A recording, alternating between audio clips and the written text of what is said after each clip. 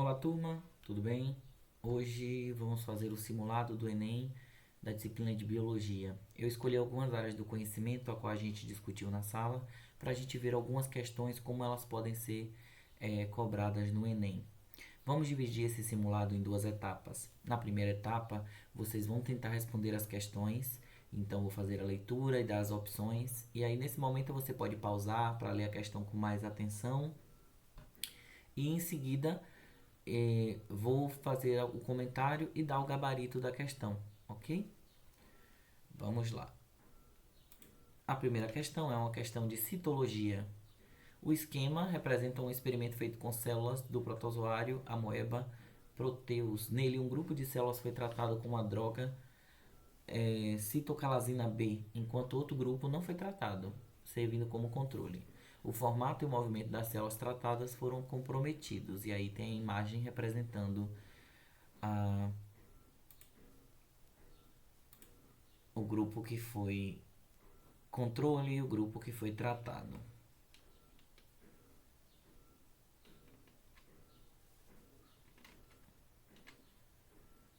Qual componente celular foi afetado pela droga utilizada pelo experimento é a questão, e tem aí as opções vacúolos, mitocôndrias, microfilamentos, material genético, membrana plasmática.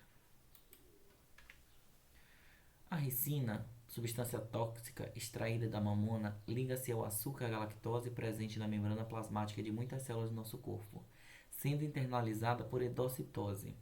Uma vez no interior da célula, essa substância atua inibindo a síntese proteica, provocando a morte celular por toxicidade. A inibição da síntese proteica pela ricina ocorre diretamente por qual organela? Lisossomos, mitocôndria, ribossomos, retículo endoplasmático liso ou complexo de Golgi. Agora uma questão de histologia. Impactos de microplástico. A ação de fatores abióticos aliados à biodeterioração contribui para a formação de microplásticos, aos quais se aderem a outros poluentes orgânicos apolares persistentes, como os derivados de pesticidas lipossolúveis. Há uma proporcionalidade direta entre a solubilidade desses tipos de poluentes e sua concentração nos tecidos dos organismos expostos a eles. Em animais vertebrados, essa associação de poluentes está preferencialmente acumulada no tecido, e aí tem o ósseo, nervoso, epitelial, adiposo e o sanguíneo. A poluição radioativa compreende mais de 200 nuclídeos, sendo que, do ponto de vista do impacto ambiental, destaca-se o césio 137 e o estrôncio 90. A maior contribuição de radionucleotídeos antropogênicos no meio marinho ocorreu durante as décadas de 1950 e 1960, como resultado desses testes nucleares realizados na atmosfera. O estrôncio 90 pode acumular nos organismos vivos em cadeias alimentares e, em razão de sua semelhança química, pode participar no equilíbrio do carbonato e substituir o cálcio em diversos processos biológicos. Ao entrar na cadeia alimentar da qual o homem faz parte, qual tecido ou organismo humano o estrôncio 90 será acumulado predominantemente? Cartilaginoso, sanguíneo, muscular, nervoso ou ósseo. Agora uma questão de anatomia. Para explicar a absorção de nutrientes, bem como a função das microvilosidades das membranas das células que revestem as paredes internas do intestino delgado, um estudante realizou o seguinte experimento. Colocou 200 ml de água em dois recipientes. No primeiro recipiente, mergulhou por 5 segundos um pedaço de papel liso, como na figura 1, e no segundo recipiente fez o mesmo com um pedaço de papel com dobras, simulando as microvilosidades, conforme a figura 2. Os dados foram obtidos e a quantidade de água absorvida pelo papel liso foi de 8 ml, enquanto o papel dobrado foi de 12 ml. Com base nos dados obtidos, infere-se que a função das microvelocidades intestinais com relação à absorção de nutrientes pelas células das paredes internas do intestino é de manter o volume de absorção, aumentar a superfície de absorção, diminuir a velocidade de absorção, aumentar o tempo de absorção, manter a seletividade da absorção. Uma questão de fisiologia. Para serem absorvido pelas células do intestino humano, os lipídios ingeridos precisam ser primeiramente emulsificados. Nessa etapa, a digestão torna-se necessária a ação de Nessa etapa da digestão, torna-se necessária a ação de ácidos biliares, visto que os lipídios apresentam a natureza apolar e são insolúveis em água. Esses ácidos atuam no processo de modo a hidrolisar os lipídios, agir como detergentes, tornar os lipídios anfifílicos, promover a secreção de lipases ou estimular o trânsito intestinal dos lipídios. Uma questão de genética. Um pesquisador ele observa em uma árvore um ninho de uma espécie de falcão. Apenas um filhote apresentava uma coloração típica de penas de ambos os pais. Foram coletadas amostras de DNA dos pais e filhotes para a caracterização genética dos alelos responsáveis pela coloração de penas. O perfil de bandas obtidos para cada indivíduo do ninho para o locus 1 e locus 2, onde se localiza o gene dessa característica, está representado na figura a seguir. Locus 1, locus 2. Padrões de bandas em gel das moléculas de DNA dos indivíduos. Dos filhotes, qual apresenta a coloração típica de pena dos pais? Aí tem aqui, dos 5 filhotes, qual é o que herdou as características de coloração de penas. Mais uma questão genética envolvendo o DNA. Para verificar a eficácia do teste de DNA na determinação de paternidade, 5 voluntários, dentre eles o pai biológico de um garoto, cederam amostras biológicas para a realização desse teste. A figura a seguir mostra o resultado obtido após a identificação dos fragmentos de DNA de cada um deles. Após a análise dessa imagem e das bandas de DNA, pode-se concluir que o pai biológico do garoto é qual voluntário? E aí as alternativas numeram o voluntário do primeiro ao quinto. Uma questão de ecologia. O deserto é um bioma onde se localiza em regiões com pouca umidade. A fauna é predominantemente composta de animais roedores, aves, répteis e artrópodes. Uma adaptação associada a esse bioma, presente nos seres vivos dos grupos citados, é a existência de numerosas glândulas sudoríparas na epiderme, eliminação discreta de nitrogenadas de forma concentrada, desenvolvimento do embrião no interior do ovo com casca, capacidade de controlar a temperatura corporal, respiração realizada por pulmões foliáceos. Mais uma questão de ecologia. Corredores ecológicos visam mitigar os efeitos da fragmentação dos ecossistemas, promovendo a ligação entre diferentes áreas com o objetivo de proporcionar o deslocamento de animais, a dispersão de sementes e o aumento da cobertura vegetal. São instituídos com base em informações como estudos sobre deslocamento de espécies, suas áreas de vida, a área necessária para que o suprimento de suas necessidades vitais e reprodutivas e a distribuição de suas populações. Nessa estratégia, a recuperação da biodiversidade é efetiva porque propicia o fluxo gênico, intensifica o manejo de espécies, amplia o processo de ocupação humana, aumenta o número de indivíduos nas populações, favorece a formação de ilhas de proteção integral. Vamos agora analisar as questões uma a uma. Vamos começar por essa. Primeiro, você tem que se atentar a todos os detalhes que a questão traz. A questão do Enem ela é cheia de ilustrações ou muitas vezes um texto de contextualização, e boa parte das informações que constam nas questões vão ajudar na obtenção da resposta. Então aqui você está dizendo, a questão fala de um experimento em que modificou a estrutura desse ser unicelular que é a ameba. Então mudou a estrutura. Então quando você vê do lado de fora, você imagina que o que mudou dessa para essa é a parte externa, é a membrana. Então a tendência é que você marque a letra E. Porém, nesse caso, quem dá a estrutura celular é o citoesqueleto. O citoesqueleto faz com que a ameba tenha esse formato, que ela desenvolva esses pseudópodes, esses pés falsos para se movimentar e captar o alimento. Então, o que vai ser modificado com a adição de citocalazina B são os microfilamentos. E isso vai fazer com que modifique a estrutura celular. A membrana, ela só tem o formato que o citoesqueleto permite. Então, quem define o formato e mantém a estrutura celular é o citoesqueleto, que é formado por microfilamentos. Então, no caso aqui, a resposta correta é a letra C. No caso da ricina, que é essa substância tóxica que é extraída da mamona, a questão já está dando onde ela se liga e por endocitose, endo vem de dentro, cito de célula, então vai para dentro da célula e lá dentro essa substância atua inibindo a síntese proteica. E aqui você precisa conhecer a função das organelas citoplasmáticas. Então, os lisossomos, a lise, faz quebra. Então, é a digestão celular. Somo sempre vai ser um aglomerado de enzimas que fazem a síntese celular. Então, não é. As mitocôndrias é para fazer a parte energética, né? Produção de ATP. Então, não vai ser nas mitocôndrias que a síntese proteica, que essa substância atua. O retículo vai ser transporte.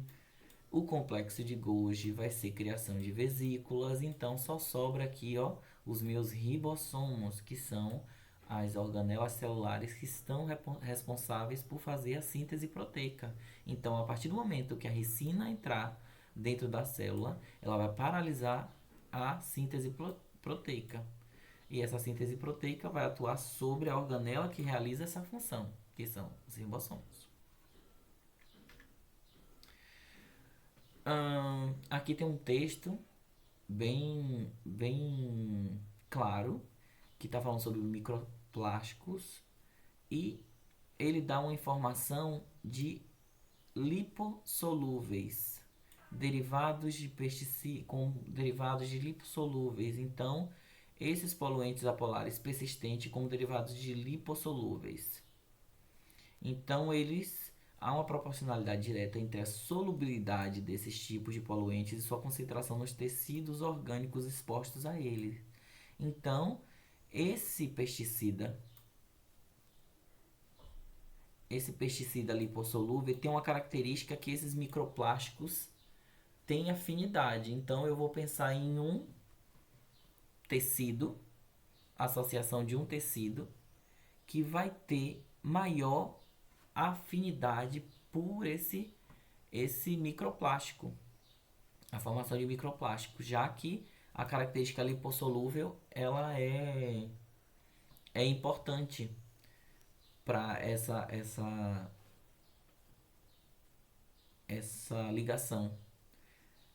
A ação de fatores abióticos aliada à bioteterização contribui para a formação de microplásticos. Aderem, então essa aderência está relacionado a poluentes orgânicos apolares, então tem que ser lipossolúveis. Lipossolúveis a gente vai lembrar de gordura. E aí a gente vai buscar um tecido que tenha muito gordura. Aí a gente já pode tirar o ósseo, que tem mais cálcio, o nervoso, neurônios, o epitelial, vai ser uma diferença de células de revestimento, o sanguíneo, vai ser de transporte de oxigênio, ó. E a gente vai ter o nosso tecido adiposo, que ele é nossa reserva de gordura. Então vai ser aonde esses resíduos vão ter afinidade. Vai se acumular nesse tecido. Então a resposta correta é a letra D. Aqui é outro tipo de poluição radioativa e está dando outras características onde esse resíduo vai ter afinidade de se depositar. Então tem aqui o césio e o estrôncio. E o estrôncio pode se acumular nos organismos vivos em cadeias alimentares em razão da sua semelhança química. E pode participar no equilíbrio com o carbonato e substituir o cálcio em diversos processos biológicos. Aí a gente vai ver qual tecido vai ter maior concentração de carbonato e cálcio. No cartilaginoso, não vou ter. No sanguíneo, não vou ter. No muscular, eu vou ter fibras. No nervoso, eu vou ter vou ter neurônios, então aquele que vai ser mais mineralizado, que vai ter carbonato e cálcio, vai ser nos ossos, né? Então vai ser o meu tecido ósseo, onde eu vou ter maior depósito desses resíduos de estrôncio. Então aí eu vou ter a letra E como a alternativa correta. Agora de anatomia, aí eu tenho esse experimento em que foi colocado um pedaço de papel liso e um pedaço de papel dobrado, em que está simulando as paredes do intestino. E aí qual seria a função dessas dobras, né? Dessas microvilosidades intestinais? Seria para manter o volume da absorção? Se fosse para manter, não teria aumentado, né? Porque eu tenho 8 ml no primeiro resultado e 12, então não manteve. Então manter não é uma opção. Aumentar a superfície de absorção. Então eu tenho essa superfície e essa daqui, se eu for esticar essa linha da superfície, eu vou ter uma superfície maior. Então, talvez. Vamos ver. Diminuir a velocidade de absorção. Então, os dois, no primeiro colocou por 5 segundos. No segundo recipiente fez o mesmo, 5 segundos. Então, eu não aumentei a velocidade, né? A velocidade foi a mesma, porque no teste eu não consigo, não alterei a velocidade. Aumentar o tempo da absorção. Também o tempo não foi variável analisado nesse experimento. Manter a seletividade na absorção. Eu coloquei água nos dois experimentos, nos dois testes. Então não teve como selecionar qual foi o material absorvido. Então a seletividade não é um caractere avaliado aqui. Então a área, a superfície de absorção é o que foi testado, né? Com base nos dados obtidos, infere que a função é aumentar a superfície de absorção, tanto no experimento quanto na microvilosidades intestinais. Resposta correta, letra B. Para ser absorvido pela célula do intestino humano, os lipídios ingeridos precisam ser emulsificados. Nessa etapa, emulsificados é a palavra-chave. Torna-se necessária a ação dos ácidos biliares, que são produzidos lá na bile, são acumulados lá na vesícula biliar, que é a bile, visto que os lipídios apresentam a natureza apolar, ou seja, são insolúveis em água. E aí, quer saber qual é a atuação desses ácidos? Então, a gente tem, como hidrolisar lipídios, a hidrólise ele é realizada por enzimas. E enzimas são proteínas e não ácidos. Agir como detergentes. Então, o que o detergente faz é se ligar à gordura e fazer separar essa gordura e fazer com que ela se torne o que a gente chama de micelas, que é fazer com que essa gordura que está aqui no meio ela consiga interagir com a água, e aí eu consigo emulsificar essa gordura. Ela vira micelas e aí eu consigo diluir.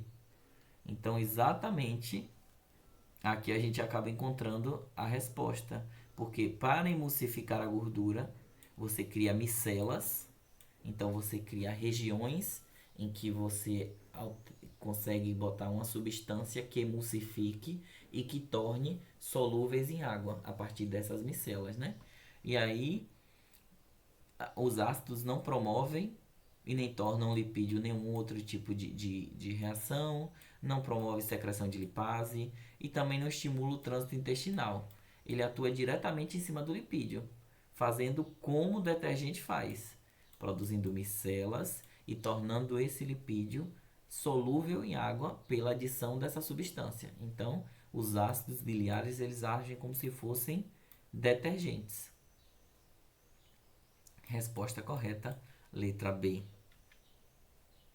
Genética. Essa parte de genética é uma análise feita a partir de um PCR, que é uma reação de polimerase em cadeia, que pega um fragmento de DNA, marca uma determinada região e reproduz essa região aqui várias vezes, em inúmeras cópias. Quando essa região aqui ela aparece, ela fica ela está presente nesse DNA, ela se replica várias vezes e ela aparece na foto na eletroforese.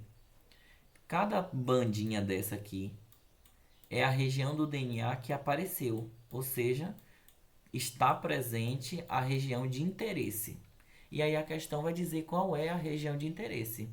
Então o pesquisador observou apenas um filhote apresentava coloração típica de penas. Então, coloração de penas é a área de interesse. Então, nesse DNA do falcão, eu tenho uma porção de DNA. A região de interesse é a região de coloração de penas. E aí, coletou amostras de DNA dos pais e dos filhotes para a caracterização genética dos alelos responsáveis pela coloração das penas. Então, tem uma região do DNA que controla a coloração de penas. O perfil de bandas foi obtido para cada indivíduo do ninho para o locus 1 e 2, onde se localiza um gene dessa característica que está representado na figura a seguir. Então, do DNA dos indivíduos que foram coletados, 2 regiões foram marcadas e foi feito o PCR para amplificar. Então, quem apareceu a bandinha é porque está presente o alelo responsável pela coloração de penas. E quer saber de qual filhote apresenta a coloração típica das penas dos pais. Então eu tenho aqui os pais que tem essa coloração e essa coloração. E quer saber quais dos filhotes tem dos pais. Então tem que ter do pai e da mãe a mesma coloração. Então ele tem que apresentar a banda oriunda do pai e a banda oriunda da mãe. Então, por exemplo, eu olho nessa linha aqui, o pai apresenta aqui, ó, no alelo B a coloração da pena. Todos esses que apresentam no alelo B têm a cor do pai, das penas do pai. Todos esses que estão no alelo C têm a coloração da mãe. Qual desses aqui tem a coloração em comum com pai e mãe? Então eu tenho aqui o 1, tem pai e mãe. O 3 tem pai e mãe. E o 5 tem pai e mãe. Só que essa é apenas uma região, né? Uma região do gene que foi analisada. A região 1, a região 3 e a região 5. Essas aqui deram em comum. Vamos ver no locus 2. Aqui eu tenho o pai, tem um alelo E e no alelo G para coloração de penas. A mãe só tem no alelo G. Então eu preciso saber agora qual dos filhotes apresentam essas 2 regiões aqui do gene. Tanto no alelo E quanto no alelo G. Então aqui eu tenho o filhote número 1, tem no alelo E, no alelo G. O 2 não tem. O 3 não tem. O 4 não tem. E o 5 não tem. Então, eu tenho aqui o filhote número 1. Então, 2 já estava eliminado desde o loco 1. O 4, o 3. O 4 já estava eliminado também desde o loco 1. O locus 1.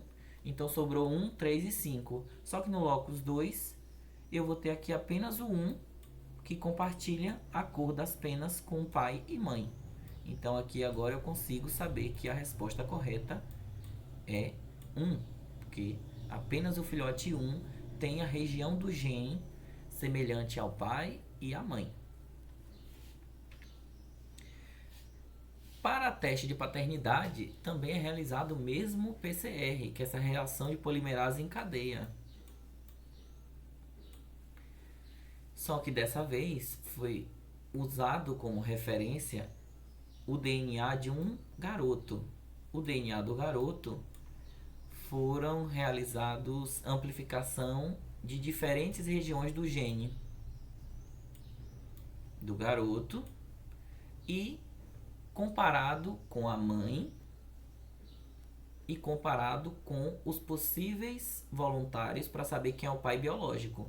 Então aqui a gente tem o DNA do garoto, o DNA da mãe e o DNA dos voluntários. Se o garoto apresenta uma banda visível, quer dizer que uma parte desse DNA, dessa região, foi amplificada. Se ele tem uma região compatível com a mãe, quer dizer que ele recebeu essa herança da mãe. Então, quem outras regiões que não são compatíveis com a mãe vieram de outro indivíduo, que é o pai. Então a gente tem que procurar as bandas que não são em comum com a mãe para identificar quem é o pai desse garoto. Então vamos ao quadro, a imagem que a questão dá pra gente. Eu tenho aqui essa banda que é em comum com a mãe, então ele herdou da mãe.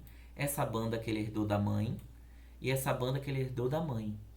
Então eu só tenho agora, ó, 3 bandas de DNA que amplificaram que ele herdou de alguém. Então eu vou procurar na mesma linha quem foi o indivíduo que doou para esse garoto. Aqui eu localizo uma banda. Aqui eu localizo essa banda. E aqui eu tenho umas bandas parecidas. Então tem essa. Essa tem essa, tem essa e tem essa. Ou seja, o quarto voluntário é o pai do garoto.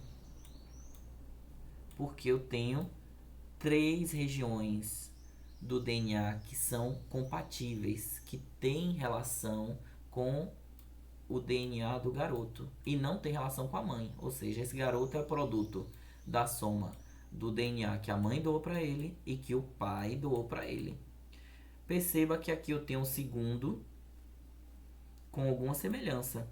Então, esse daqui pode ser parente, ou ter algum parentesco, ou ter alguma região, mas ele não tem uma semelhança tão grande que eu possa considerar ele como pai biológico. Para ser pai biológico, ele tem que ter várias regiões compatíveis.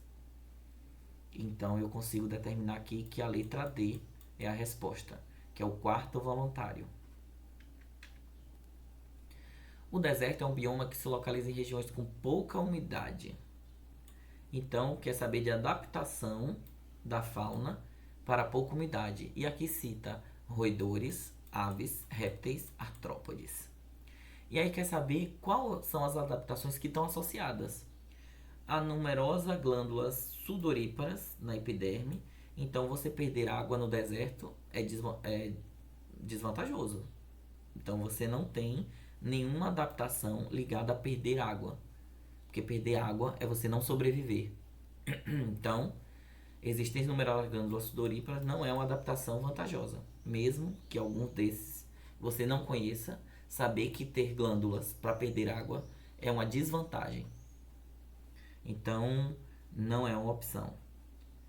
Eliminação de excretas nitrogenadas de forma concentrada pode ser, porque você vai perder aos poucos e você não vai perder tanta água. A água você conserva e você elimina a secreção de forma concentrada, com os resíduos sem muita água.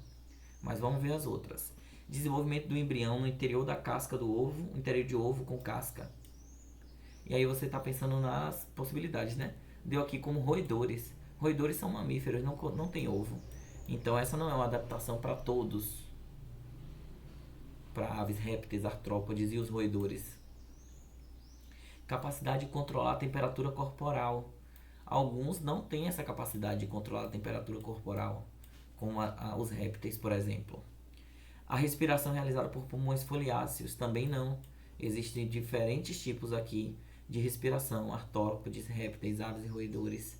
Então eles não têm em comum. A única coisa que eles vão ter em comum são essas excretas nitrogenadas de forma concentrada, sem perder muita água, para sobreviver nesse ambiente com pouca hidratação. Então a resposta correta é a letra B. Aqui, corredores ecológicos. Aí tem algumas palavras-chave como promover ligação entre diferentes áreas, deslocamento de animais, dispersão de sementes e aumento da cobertura vegetal. Então, deslocamento de espécie. Então, tudo está falando sobre movimento. E aí, quer saber se propicia o fluxo gênico ou intensifica o manejo de espécies. Então, manejo seria poder deslocar espécies, intensifica acredito que não tem relação com o manejo de espécies, porque você não consegue ter o controle de espécies. A partir do momento que você faz ligação em diferentes áreas, você amplia o deslocamento e você não consegue manejar essas espécies. Amplia o processo de ocupação humana? Obviamente que não. Se você está permitindo que necessidades vitais e reprodutivas, a ocupação humana são de outras espécies, né? Outras espécies animais, outras espécies vegetais. Não tem relação com a ocupação humana. Aumenta o número de indivíduos nas populações? Não necessariamente. Você pode aumentar. Se você aumenta o número de indivíduos, você pode aumentar a predação, por exemplo. Então, se você bota um predador, aumenta um predador, as presas vão diminuir. Então, as populações não necessariamente vão aumentar. Você pode aumentar a competição, por exemplo, entre elas. Então, não está relacionado ao aumento. Favorece a formação de ilhas de proteção integral. Se você está fazendo ligação, você não está fazendo ilhas, porque ilhas tem a ver com isolamento. Então, não favorece. Então, aqui, ó, propicia o fluxo gênico. Fluxo gênico, gene, tá a ver com herança. Então, se eu ligo diferentes áreas, eu estou permitindo que essa dispersão de sementes de uma área que tem planta de determinada espécie, ela consiga migrar para outra região. Então, é o fluxo gênico. Essa informação genética dessas plantas, ela vai em direção a outra área, assim como das espécies animais e a cobertura vegetal. Então, eu vou fazer com que esse gene que estava nessa região, ele consiga se dispersar. E aí eu chamo de aumento, propicia o fluxo gênico. Então, essa fragmentação dos ecossistemas é superada graças a esse aumento, esse fluxo gênico que acontece aqui. Então, vai ter recuperação da biodiversidade. Então, resposta correta, letra A. Espero que vocês tenham conseguido realizar o exercício e até a próxima.